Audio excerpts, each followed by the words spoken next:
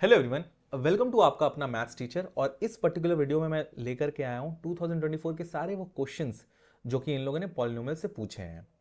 जब आप इस वीडियो के गो थ्रू करोगे तो आपको ये भी समझ में आ जाएगा कि हाँ, सीबीएसई वाले कैसे टाइप ऑफ क्वेश्चंस पूछते हैं एक पर्टिकुलर चैप्टर से, और क्या क्या हमें तैयार करके रखना है। ओके, और कहीं ना कहीं ये भी आइडिया लगा कि अच्छा, इस काइंड ऑफ क्वेश्चन को पूछा है, इस टाइप ऑफ क्वेश्चन को पूछा है, तो हमें इस तरीके से अप्रोच करना है। तो ज़्यादा देर ना करते हुए सीधे क्वेश्चन की तरफ बढ़ते हैं हम लोग। तो यहाँ पे हम लोग देख सकते हैं कि क्वेश्चन पेपर कोड 31,1, ठीक है, ये सारे ये 3 सेट ऑफ पेपर में ये पर्टिकुलर क्वेश्चन पूछा गया था।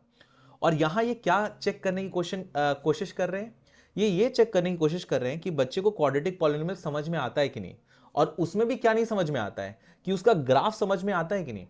हमें बेसिकली बताया गया है कि अगर वो क्वाड्रेटिक पॉलिनोमियल है तो वो किसी भी, ये रहा एक्स एक्सिस और ये रहा वाई एक्सिस, अगर मैं आपको क्वाड्रेटिक पॉलिनोमियल का ग्राफ सीधे डायरेक्टली पूछूं तो आप क्या बोलोगे कि सर वो ग्राफ एक्स एक्सिस को ना 2 टाइम्स कट करना चाहिए, एंड यही 2 टाइम्स जो कट करता है वही तो क्वाड्रेटिक पॉलिनोमियल के क्या होते हैं, जीरोस होते हैं। अब बेसिकली हमें ये सब चीजें बताई जाती हैं, बट हमें ये नहीं बताई जाती हैं कि कहीं ना कहीं हम वो भूल जाते हैं कि एक्चुअली ये करेक्ट डेफिनेशन नहीं है कि क्या क्वाड्रेटिक इक्वेशन ग्राफ को एग्जैक्टली 2 टाइम्स ही हमेशा कट करेगा। नहीं, आपको थोड़ा सा उसको रेक्टिफाई करना है कि अगर वो क्वाड्रेटिक पॉलिनोमियल है तो वो मैक्सिमम एक्स एक्सिस को 2 टाइम्स कट कर सकता है। हमेशा 2 टाइम्स कट करेगा ये जरूरी नहीं है। अगर वो एक टाइम भी कट करता है तो yes, it can be a quadratic polynomial. अगर वो नहीं भी कट करता है तो that also can be a quadratic polynomial. और इसका आपने कहीं ना कहीं कहां सीखा था, क्वाड्रेटिक इक्वेशन में। अब मैं आपको थोड़ा बहुत फिर से समझाता हूं। देखो क्वेश्चन क्या बोल रहा है कि अगर ग्राफ किसी क्वाड्रेटिक पॉलिनोमियल का एक्स एक्सिस को सिर्फ एक जगह कट कर रहा है तो वो पॉलिनोमियल क्वाड्रेटिक पॉलिनोमियल नहीं कहला सकता। Is it true? हमें तो लगेगा कि ट्रू है। क्यों? क्योंकि अगर वो क्वाड्रेटिक पॉलिनोमियल है तो ऑफ कोर्स एक्स एक्सिस को 2 बार कट करना चाहिए। बट यहीं पे उन्होंने आपके डाउट का वो चेक कर लिया। एक्चुअली ऐसा नहीं होता। जैसे कि मैंने बताया कि अगर आप देखो यहां पे x+1 का होल स्क्वायर, क्या ये क्वाड्रेटिक पॉलिनोमियल नहीं है?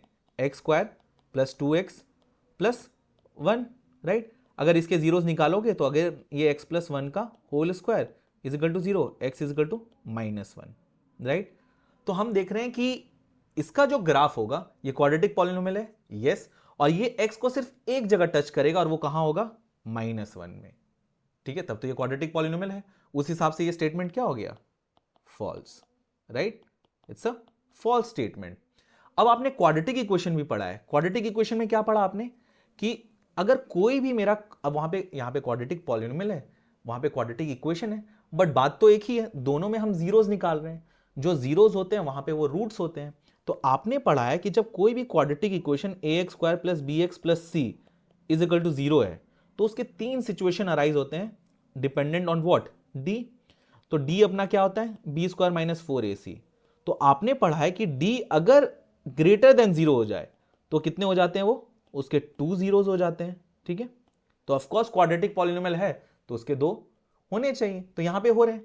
बट क्या अगर उसका सिर्फ एक जीरो होगा तो क्या वो क्वाड्रेटिक पॉलिनोमियल नहीं होगा? होगा। कैसे? क्योंकि आप वहां निकालते हो d इज इक्वल टू, जब 0 हो जाता है तो आपको मालूम है कि वहां पे आपको क्या मिलते हैं?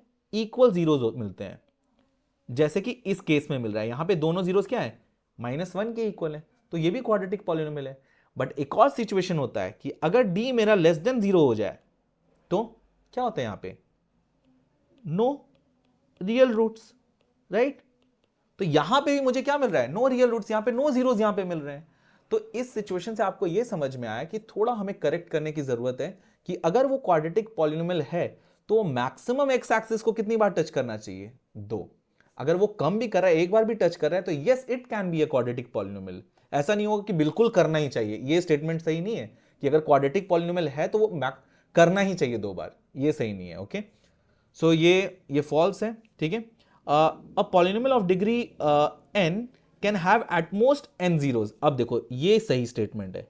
इन्होंने क्या बोला है कि अगर वो पॉलिनोमियल ऑफ डिग्री n है, n ग्रेटर देन 1 है, तो उसके मैक्सिमम कितने हो सकते हैं? n जीरोस हो सकते हैं, ठीक है। अगर वो क्वाड्रेटिक पॉलिनोमियल है यानी डिग्री 2 का है तो उसके मैक्सिमम 2 जीरोस हो जाते हैं। तो ये पहला वाला स्टेटमेंट क्या है? फॉल्स। एंड सेकंड वाला क्या है? ट्रू। सो आई होप आपको समझ में आया होगा इन्होंने कहीं ना कहीं ये चेक करने की कोशिश की है कि बच्चे को पॉलिनोमियल का ग्राफ समझ में आता है कि नहीं। हमें तो बोला जाता है कि हाँ बताओ इसके कितने जीरोज हैं, क्योंकि इसके 2 जीरोज होंगे तो ये क्या हो गया, ये क्वाड्रेटिक है। 2 जीरोज होंगे तो जरूर वो क्वाड्रेटिक कहलाएगा, बट इसका मतलब ये नहीं कि अगर एक जीरो एक बार टच कर रहा है कोई पॉलिनोमियल का, अगर एक बार टच कर रहा है तो वो पॉलिनोमियल नहीं हो सकता। ओके, वो हो सकता है कैसे, इस केस में वो पॉलिनोमियल हो सकता है x+2 का होल स्क्वायर। इसको भी आप जब एक्सपैंड करोगे तो अगेन आपको पॉलिनोमियल मिलेगा, और इसके क्या है, इक्वल जीरोज है, तो ग्राफ को एक बार टच कर रहा है तो of course it can be a polynomial. So पहला वाला स्टेटमेंट फॉल्स हो गया एंड सेकंड वाला क्या हो गया, ट्रू हो गया। So let's move on. कहीं ना कहीं इन्होंने क्या किया, आपको ये कोशिश किया कि हाँ ये वाले डाउट में हम फंसाएं कि पॉलिनोमियल का ग्राफ का ये जो छोटा सा डाउट है वहां पे थोड़ा सा ट्रिक करने की कोशिश करते हैं। चलो, so this question is done, let's move on to the next question. अब फिर से इन्होंने पॉलिनोमियल का नॉलेज चेक करने की कोशिश किया है। अब कैसे चेक किया है, ये 9th में आप लोगों ने कहीं ना कहीं पढ़ा है, the degree of a zero polynomial. अब बच्चा प्रिपेयर नहीं रहता, ये तो 9th की चीज है, बट पॉलिनोमियल अगर है तो you should be knowing all these kind of things. वो क्या बोल रहा है कि the degree of zero polynomial is not defined. अब देखो जीरो पॉलिनोमियल होता क्या है, तो zero polynomial means what, zero. अगर मैं आपको इसका डिग्री लिखने के लिए बोलूं तो आप डिग्री का डेफिनेशन क्या पढ़ते हो कि वेरिएबल की मैक्सिमम पावर जो किसी भी स्टेटमेंट में होती है, किसी भी पॉलिनोमियल में होती है, उसको हम क्या कहते हैं, degree of the polynomial. Understood? मेरे कहने का मतलब अगर x² प्लस एक्स है, what is the degree of this polynomial, variable का मैक्सिमम पावर, और वो क्या है यहाँ पे 1 है। ठीक है, आपको समझ में आ गया, यहाँ पे 1 है। अगर हम 0 लिख रहे हैं तो 0 का डिग्री क्या लिखें, तो देखो अब 0 को या तो आप 0x लिखो, स्टिल इट्स 0, 0 इंटू x² लिखो, 0 इंटू वॉट, x² लिखो, ये स्टिल 0 है, और 0 इंटू आप क्या लिखो, x³ लिखो, ये स्टिल 0 है। तो आपको ये समझ में आ रहा है कि यार मैं डिग्री ऑफ जो जीरो पॉलिनोमियल है वो डिफाइन नहीं किया जा सकता। ठीक है, बिकॉज यहां पे तो उस हिसाब से 1 हो जाएगा, ये 2 है, ये 3 है। तो अगर आपसे कोई बोले कि डिग्री ऑफ जीरो पॉलिनोमियल क्या है, तो आप क्या कहोगे, it's not defined, because zero can be written in these kind of forms, and वहां से कुछ समझ नहीं आ रहा है कि भाई जीरो का डिग्री में लिखूं क्या, तो this is what, not defined. So क्या पहला स्टेटमेंट सही है, तो degree of the zero polynomial is what, not defined. Yes, it's true. ठीक है, अब what is the degree of the non zero constant polynomial. अब नॉन जीरो कांस्टेंट पॉलिनोमियल होता क्या है, बच्चे को ये तो समझ में आना चाहिए। तो non zero constant polynomial zero को छोड़कर सारे वो नंबर 2, 3, 5, इन सब की डिग्री क्या होती है, इन सब की डिग्री क्या होती है। तो आप देख लो, अगर मुझे 2 को लिखना है तो 2 को मैं इस तरीके से लिख सकता हूं, 2 into x to the power 0। 3 को मैं लिख सकता हूं 3 into x to the power 0, it still it will be 2, क्योंकि x का power 0 will always come 1, x का power again 0, it will always come 1, 3, right. तो yes, the degree of the non zero constant polynomial, किसी भी constant polynomial की degree कितनी होती है, 0। तो दिस इज ऑल्सो ट्रू। ठीक है, तो आपका असर्शन भी सही है, रीजन भी सही है, एंड दोनों में कुछ रिलेशन नहीं है, बस दोनों सही है। अंडरस्टूड? सो आपको ये समझ में आ गया, ये भी क्वेश्चन समझ में आ गया। यहां पे चेक करने की कोशिश की है कि हाँ बच्चे को जीरो पॉलिनोमियल और नॉन जीरो पॉलिनोमियल समझ में आता है कि नहीं।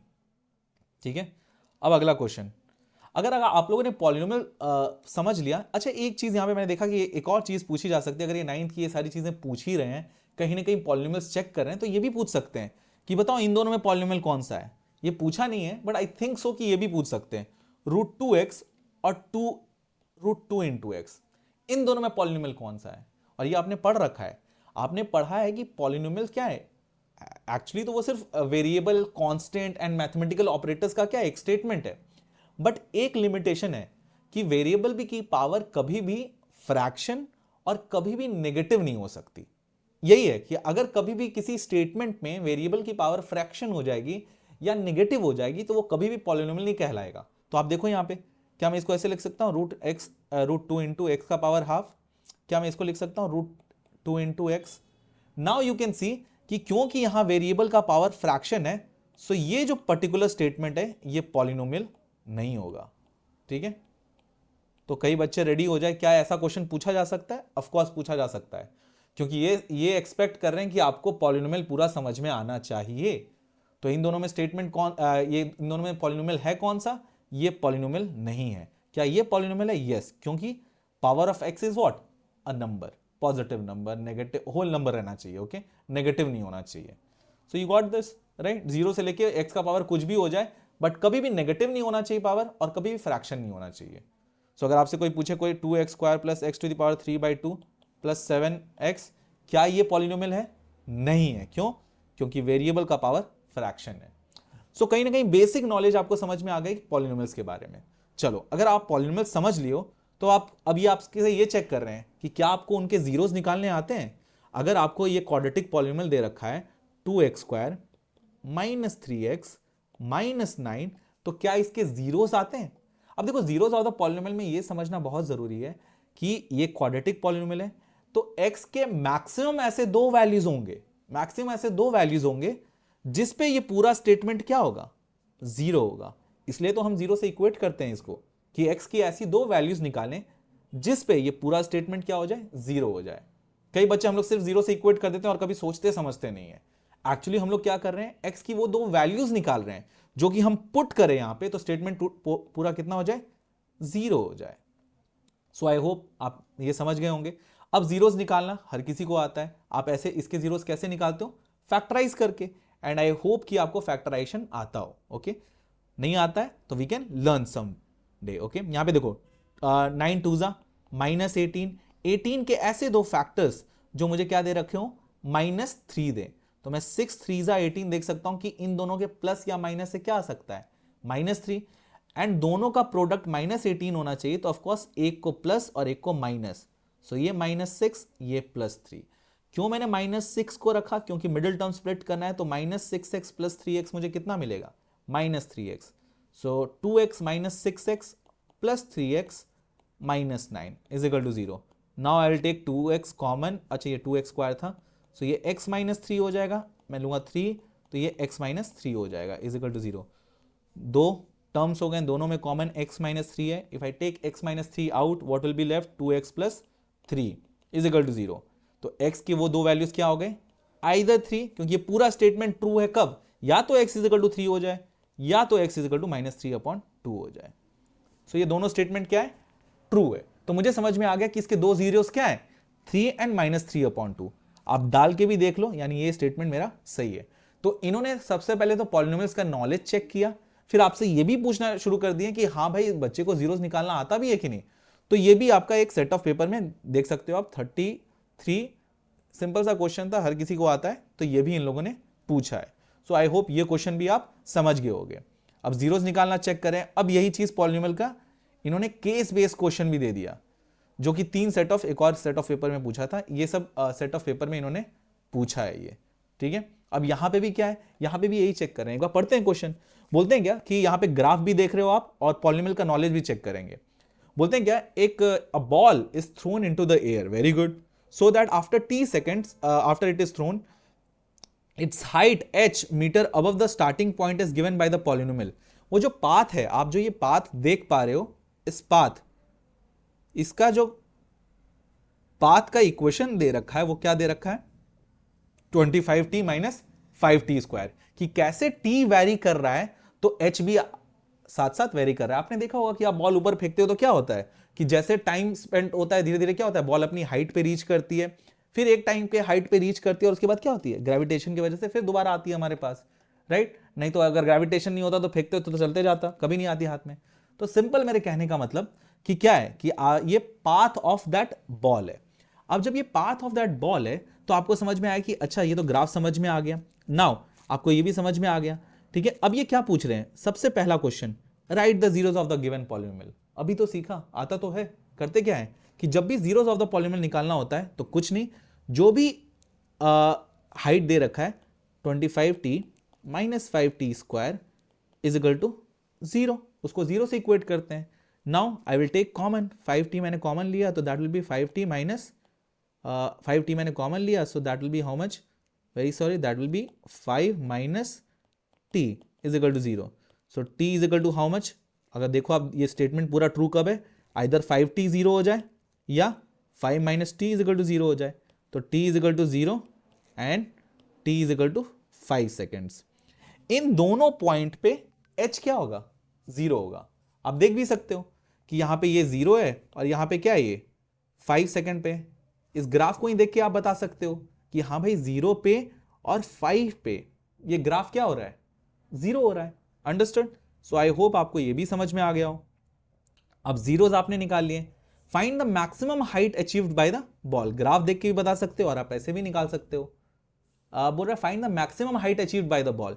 अगर आप ग्राफ पे ध्यान से देखो तो देखो ये यहां इस वाले पॉइंट पे, ये अगर आप देखो ग्रीन वाले पॉइंट पे ये मैक्सिमम हाइट अचीव किया है। तो अगर आप ग्राफ देख के बता सको डायरेक्टली तो कितने सेकंड्स पे, 5/2 एक्स कोऑर्डिनेट देख के बता सकते हो, क्योंकि ये टाइम जो है वो किसको दिखा रहा है, एक्स एक्सिस को दिखा रहा है, right. So t is equal to how much, 5/2 में मैक्सिमम हाइट। अब देखो यहाँ पे t/5/2 पे वो मैक्सिमम हाइट अचीव किया है, वो पूछ रहा है कितना है, तो आप h में पुट कर दो, h है कितना अपना 25t माइनस 5t²। बस यहाँ पे पुट कर दो कि हाँ 25 इंटू 5/2 माइनस 5 इंटू, इसको मैं इरेज कर देता हूँ, into 5t²। Okay, so that will be how much, 5/2 का whole square, that is how much 125/2 minus 125/4, that will be how much 125/2 which is 64.5। तो 64.5 metre is the maximum height जो इसने achieve की है।